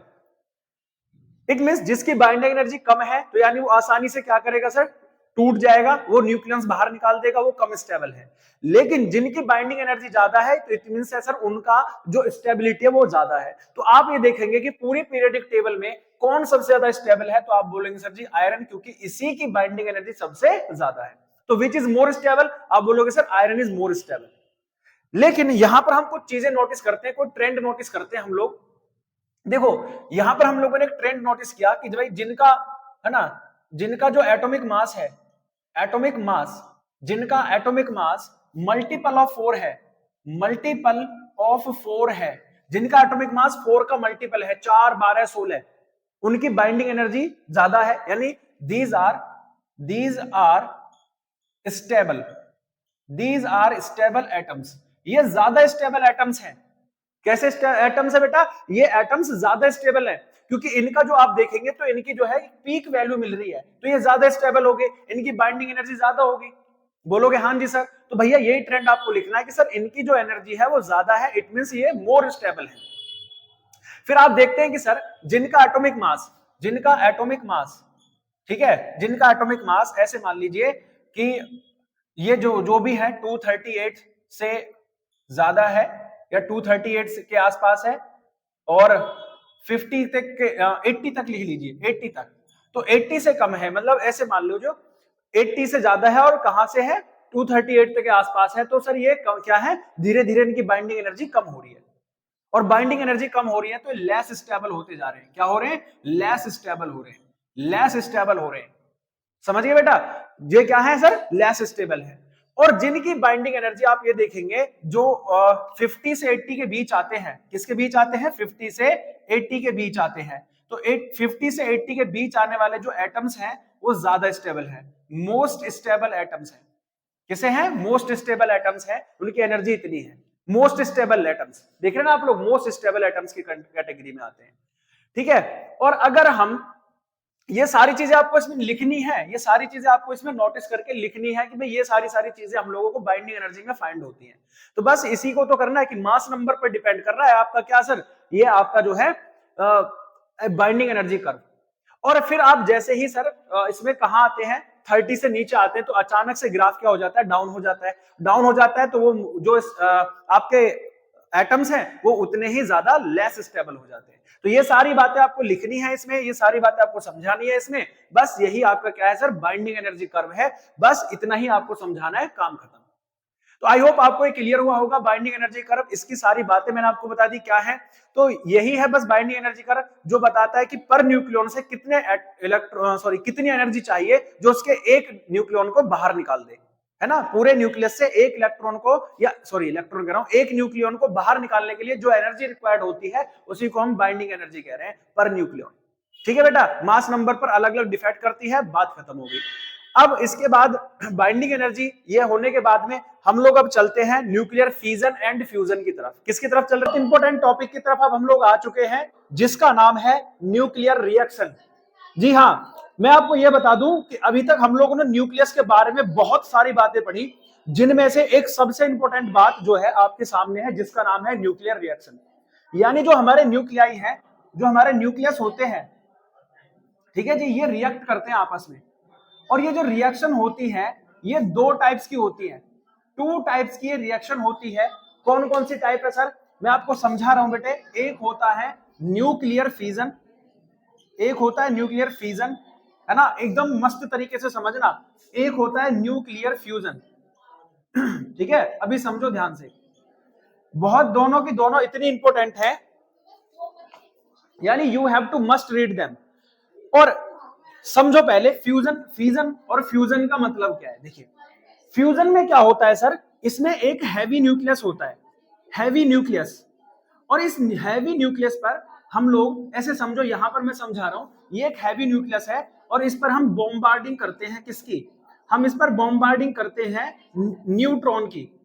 Neutron की बॉम्बार्डिंग करने से, जैसे यहां से एक न्यूट्रॉन जाएगा 0n1 न्यूट्रॉन इसके पास जाएगा, तो ये जो हैवी न्यूक्लियस है ना, हैवी न्यूक्लियस है, ये सर अपने दो छोटे छोटे पार्ट्स में टूट जाएगा, ब्रेक डाउन हो जाएगा। जब ये ब्रेक डाउन होगा तो अपने साथ में एक तो दो छोटे छोटे पार्ट में टूट गया, साथ में क्या लेकर आता है sir? Large amount of energy लेकर आता है, यानी एनर्जी रिलीज करता है, लार्ज एनर्जी रिलीज करता है अपने साथ में, और प्लस में न्यूट्रॉन्स भी रिलीज करता है, न्यूट्रॉन्स भी रिलीज करता है। तो इस प्रोसेस को हम कह रहे हैं न्यूक्लियर फ्यूजन। ठीक है, मैं फिर से बता देता हूं, न्यूक्लियर फ्यूजन क्या होता है कि it is the process in which neutron is bombard on the heavy nucleus. और व्हेन हैवी न्यूक्लियस पर जब हम इसको बॉम्बार्ड करते हैं, it divided into the two small parts, small parts में डिवाइड कर देता है। और लगभग जो ये डिवाइड्स हो रहे हैं, इनका जो मास है वो सेम रहता है। तो सेम मास के, लगभग बोला है, नॉट इक्वली, यानी अप्रोक्सीमेटली इक्वल रहता है इनका मास, तो उनमें इसको डिवाइड कर देता है। उसके साथ साथ लार्ज अमाउंट में, बहुत बड़े अमाउंट में एनर्जी बाहर निकलती है यहां से। एनर्जी के साथ साथ नए न्यूट्रॉन भी यहां से जनरेट होते हैं। तो this process is known as the nuclear fusion. तो सर न्यूक्लियर फ्यूजन क्या है, इसके लिए अभी मैं आपको इक्वेशन के थ्रू समझाऊंगा कि इक्वेशन कैसे बनेगी, इसकी कैसे रिलीज होता है। एक काम समझ लो आप, इसको छोटी सी मैं रिएक्शन बता भी देता हूं। जैसे 92U235 है, ये होता है सर यूरेनियम। क्या होता है सर? ये यूरेनियम। जब इस पर मैं 0n1 यानी न्यूट्रॉन की बॉम्बार्डिंग करूंगा, किसकी बॉम्बार्डिंग करूंगा बेटा? न्यूट्रॉन की। तो एक बार बताओ, क्या न्यूट्रॉन के पास में कोई एटॉमिक नंबर है? अब बोलोगे नहीं सर, तो न्यूट्रॉन तो इसमें ऐड नहीं होगा। बोलोगे नहीं सर, तो ये हो जाएगा 92U236, है ना, एटॉमिक मास में एक ऐड हो गया। एटॉमिक नंबर में कुछ ऐड नहीं हुआ तो 92 है। एटॉमिक मास कितना हो गया सर, एक न्यूट्रॉन बढ़ गया तो सर एटॉमिक मास भी एक बढ़ जाएगा, ये हो जाएगा 92U236। फिर जब ये इसमें मिक्स हो जाएगा, मिक्स होने के बाद में ये इसमें क्या करेगा सर, एनर्जी देगा, इसको एनर्जी देगा, एनर्जी रिलीज कराएगा इसकी। जैसे एनर्जी बाहर निकलेगी है ना, जैसे इसमें अंदर क्या होता रहेगा, ये स्टेबल अनस्टेबल करेगा इसको, तो ये अपने दो पार्ट्स में आगे जाके यही रिएक्शन है ना, इसी को कर रहा हूं कि आगे जाके ये अपने दो पार्ट में टूट जाएगा। एक होगा सर बेरिलियम और एक होगा क्रिप्टन। क्या होगा सर, बेरिलियम और क्रिप्टन। ठीक है, बेरिलियम का जो मास है ये सब भी मैं आपको बता देता हूं 56,144, और क्रिप्टन का जो मास है वो होता है 3689, ये होता है। और प्लस में सर 3 न्यूट्रॉन्स भी यहां से बाहर निकलते हैं, यानी कि जैसे हम यूरेनियम को एक न्यूट्रॉन की बॉम्बार्डिंग करते हैं, एक न्यूट्रॉन देते हैं, तो ये सर इसके अंदर जाकर इसको अनस्टेबल कर देता है। अनस्टेबल करने के बाद ये जो यूरेनियम था सर, ये अपने दो छोटे छोटे अमाउंट में डिवाइड हो जाता है, 56 Ba144 एंड 36 क्रिप्टन 89। और प्लस में 3 यहां से नए न्यूट्रॉन निकलते हैं। नए न्यूट्रॉन के साथ साथ यहां से हैवी एनर्जी भी बाहर निकलती है। क्या होती है सर, यहां से एनर्जी रिलीज होती है। तो this is the phenomena inside the nuclear fusion. तो ये होता है sir nuclear fusion. Nuclear fusion क्या है सर, इसको मैं लिखकर भी आपको समझाऊंगा, अभी इसकी डेफिनेशन भी लिखाएंगे। तो न्यूक्लियर फ्यूजन में क्या होता है कि सर, इसमें टू स्मॉल न्यूक्लियस, दो स्मॉल न्यूक्लियस होते हैं, कंबाइंड विद ईच अदर, ये एक दूसरे से कंबाइंड हो जाते हैं, है ना, जुड़ जाते हैं, कंबाइन हो रही है। और कंबाइन होकर क्या बनाते हैं, एंड फॉर्म्ड हैवी न्यूक्लियस, और हैवी न्यूक्लियस बनाते हैं। हैवी न्यूक्लियस जब ये बनाएंगे तो सर इस प्रोसेस को हम क्या कहते हैं, न्यूक्लियर फ्यूजन कहते हैं। यानी दो स्मॉल जो है आपके न्यूक्लियस पिघलेंगे मतलब आपस में मेल्ट करेंगे या कुछ भी हो, वो आपस में ऐसे कोलाइड करेंगे। कोलाइड इतनी तेजी से होना चाहिए कि उनकी काइनेटिक एनर्जी इतनी ज्यादा हो कि ये न्यूक्लियस आपस में रिपल ही नहीं कर पाए, क्योंकि न्यूक्लियस में पॉजिटिव चार्ज, दूसरे न्यूक्लियस में पॉजिटिव चार्ज, तो दोनों पॉजिटिव चार्ज रिपल करेंगे, तो इनकी काइनेटिक एनर्जी इतनी ज्यादा होगी, इतनी हैवी होगी कि इनके रिपल्सन करने से पहले ही आपस में कोलाइड कर जाएंगे। और जब ये आपस में कोलाइड कर जाएंगे तो ये मिलकर एक हैवी न्यूक्लियस बनाएंगे। इस प्रोसेस को हम कहते हैं न्यूक्लियर फ्यूजन। क्या कहते हैं इस प्रोसेस को, न्यूक्लियर फ्यूजन कहते हैं। बेटा समझ में आया बेटा एकदम तरीके से, यानी जब दो स्मॉल न्यूक्लियस आपस में कंबाइन होते हैं, कंबाइन होने के बाद एक हैवी न्यूक्लियस बनाते हैं, तो इस प्रोसेस को हम न्यूक्लियर फ्यूजन कहते हैं। तो इस प्रोसेस में सर क्या होता है, लार्ज अमाउंट ऑफ, यहां पर भी large amount of, very large लिख लो, very large amount of energy यहां से भी रिलीज होती है, बहुत ज्यादा बड़े अमाउंट में एनर्जी यहां से रिलीज होगी, तो ये भी आपका क्या है, न्यूक्लियर फ्यूजन होता है। इनको एक बार लिखकर और डिटेल से इनकी इक्वेशन वगैरह को मैं आपको समझाता हूं, तो फटाफट से इसकी डेफिनेशन लिख लेते हैं, फिर इनकी रिएक्शन के थ्रू मैं आपको समझा रहा हूं। जैसे न्यूक्लियर फ्यूजन की रिएक्शन फिजन की थी, वैसे न्यूक्लियर फ्यूजन की भी रिएक्शन होगी। ठीक है, कि इनका एक क्या ले लीजिए, स्क्रीनशॉट ले लो। अब जब आपने स्क्रीनशॉट ले लिया है तो अब मैं इसको डिटेल से समझाता हूं आपको कि न्यूक्लियर फ्यूजन में क्या होता है बेटे, when heavy nucleus split into two small nucleus. जब एक हैवी न्यूक्लियस दो स्मॉल न्यूक्लियस में स्प्लिट यानी डिवाइड हो जाता है, तो इस प्रोसेस में large amount of energy produce होती है एंड न्यूट्रॉन्स भी बाहर आते हैं, तो इस पूरे प्रोसेस को हम कह रहे हैं न्यूक्लियर फ्यूजन। अब ऐसा क्यों हो रहा है, तो मैंने आपको बोला कि हम लोग न्यूट्रॉन की बॉम्बार्डिंग कर रहे हैं, जिससे ये इस एटम को जाके अंदर से न्यूक्लियस को अनस्टेबल कर देगा। अनस्टेबल होने से ये अपने दो छोटे छोटे अमाउंट में डिवाइड हो जाएगा। किसमें डिवाइड हो जाता है, दो छोटे छोटे अमाउंट में। बाकी मैंने आपको समझाया ही था, और अच्छे से एक्सप्लेन कर देता हूं कि भाई साहब मान लो यहां से यूरेनियम रखा हुआ था, आपने जैसे इसको बॉम्बार्डिंग करी तो ये अंदर जाके इसके अंदर उथल पुथल मचाएगा, और ये इसको जाकर इस तरह से स्प्लिट कर देगा, दो भागों में इसको तोड़ देगा। अब जैसे जैसे स्प्लिट होगा तो ये आगे जाके दो छोटे छोटे स्मॉल न्यूक्लियस में डिवाइड हो रहा है। अपने साथ जब ये न्यूक्लियस, जैसे ये बेरिलियम का है, ये क्रिप्टन का है, तो इस तरह से डिवाइड हो गया, बेरिलियम और क्रिप्टन में डिवाइड हो गया। साथ ही अपने डिवाइड के साथ में बेटा ये 3 नए न्यूट्रॉन भी जोड़ रहा है, और plus large amount of energy. बोलोगे सर ये तो आपने समझाया ही था अभी। हाँ बिल्कुल, ये रिएक्शन भी आपकी लिख रखी है, जैसे 92U235 0N1 से रिएक्शन करता है तो 92U236 बनता है, जिससे 56Ba144 और 36Kr89 बनता है, और 3 नए न्यूट्रॉन बने। अब समझने वाली बात क्या है कि ये जो न्यूक्लियर फ्यूजन है, इसका हमने न्यूक्लियर रिएक्टर भी बना रखा है। क्या बना रखा है बेटा, न्यूक्लियर रिएक्टर बना रखा है। तो न्यूक्लियर रिएक्टर में चलती है चेन, क्या चलती है? चेन चलती है, इसकी चेन रिएक्शन चलती है। चेन रिएक्शन का क्या मतलब है कि बेटा ये जो न्यूक्लियर फ्यूजन है ना, ये एक चेन रिएक्शन दिखाता है।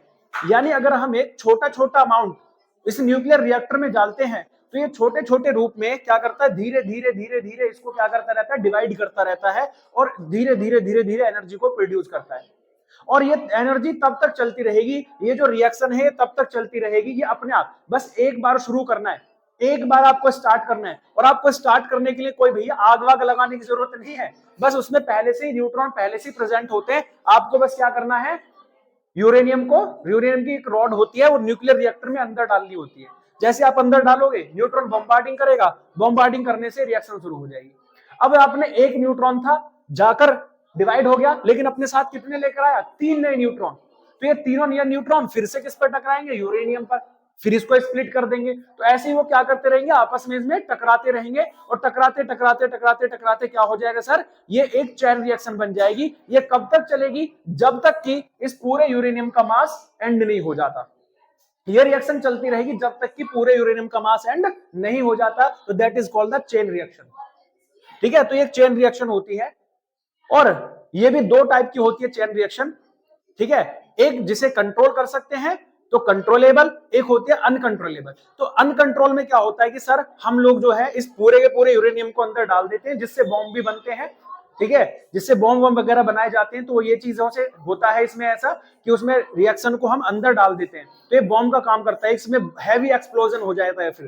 ठीक है, हैवी एक्सप्लोजन हो जाएगा जिससे क्या होगा सर, ये फट जाएगा और जब फटेगा तो अपने साथ में लार्ज अमाउंट ऑफ एनर्जी लेकर चलेगा। तो लार्ज अमाउंट ऑफ एनर्जी बनेगी तो सर क्या होगा, लार्ज अमाउंट ऑफ एनर्जी बनेगी तो क्या होगा भाई साहब कि ये अनकंट्रोलेबल रिएक्शन। कंट्रोल में क्या होता है सर, न्यूक्लियर रिएक्टर में अभी समझाएंगे थोड़ी देर में।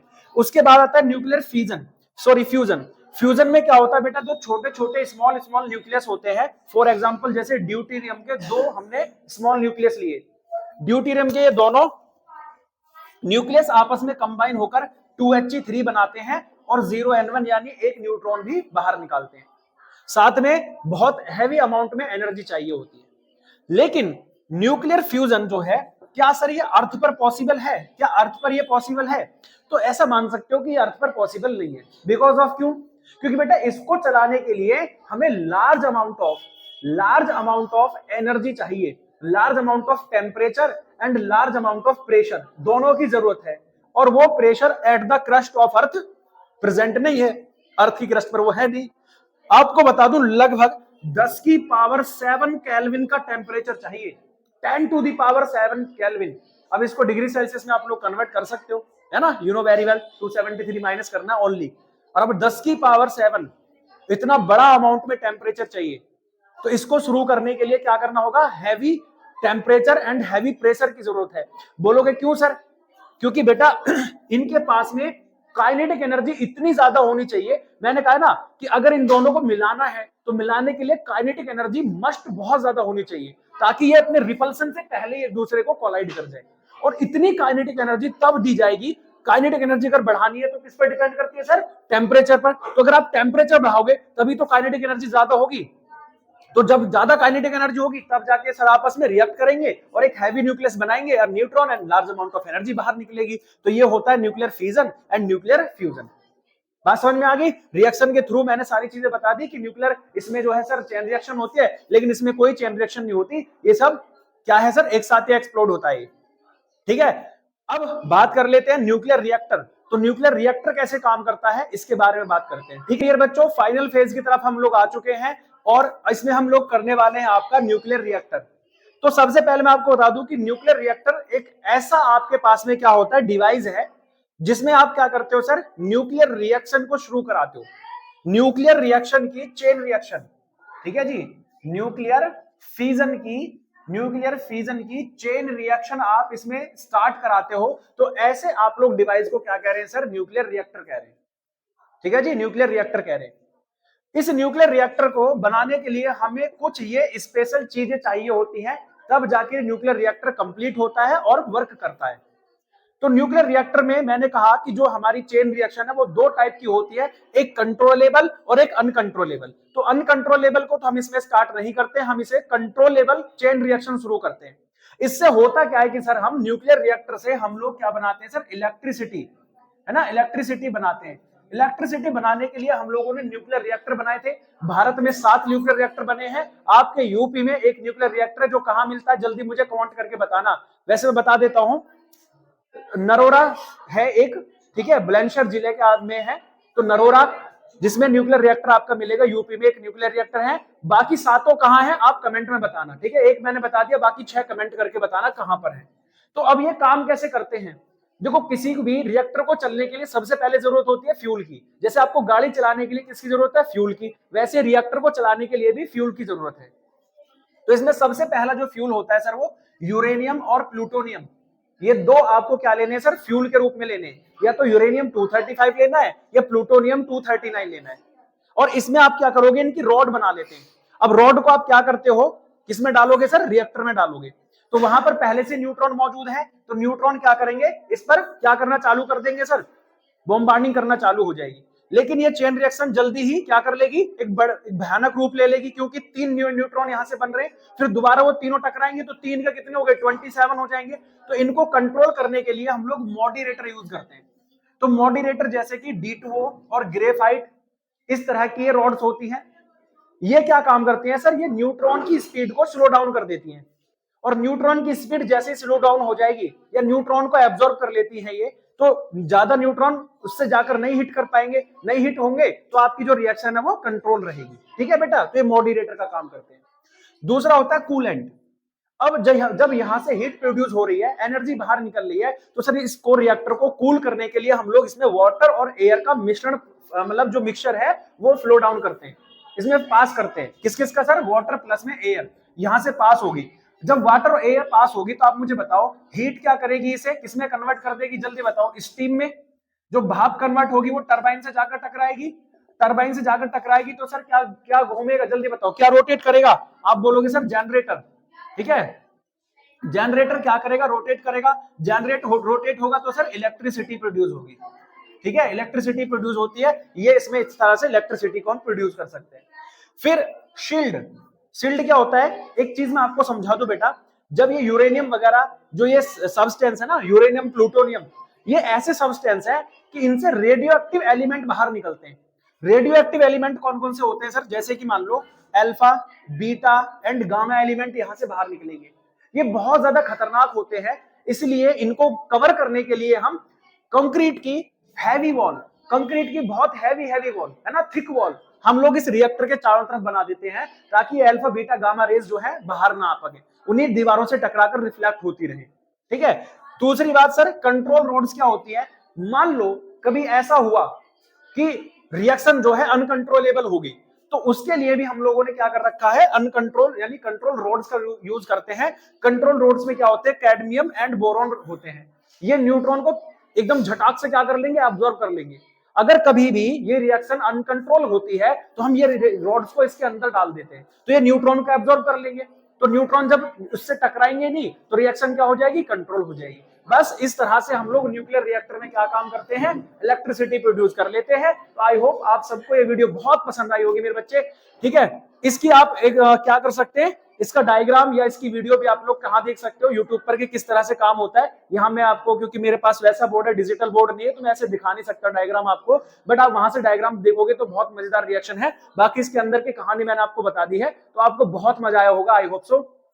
उसके बाद अगर आपको ये वीडियो पसंद आती है और आपको जरा सी भी मेहनत थोड़ी सी भी लगी हो कि सर ने बहुत मेहनत की है, तो फटाफट से वीडियो को लाइक करना और चैनल को सब्सक्राइब कर लेना, और फैला दो अपने दोस्तों के पास में जो अभी तक घूम रहे, तो उनको दे दो भाई कि थोड़ा सा पढ़ ले। ठीक है, मिलेंगे नेक्स्ट वीडियो में।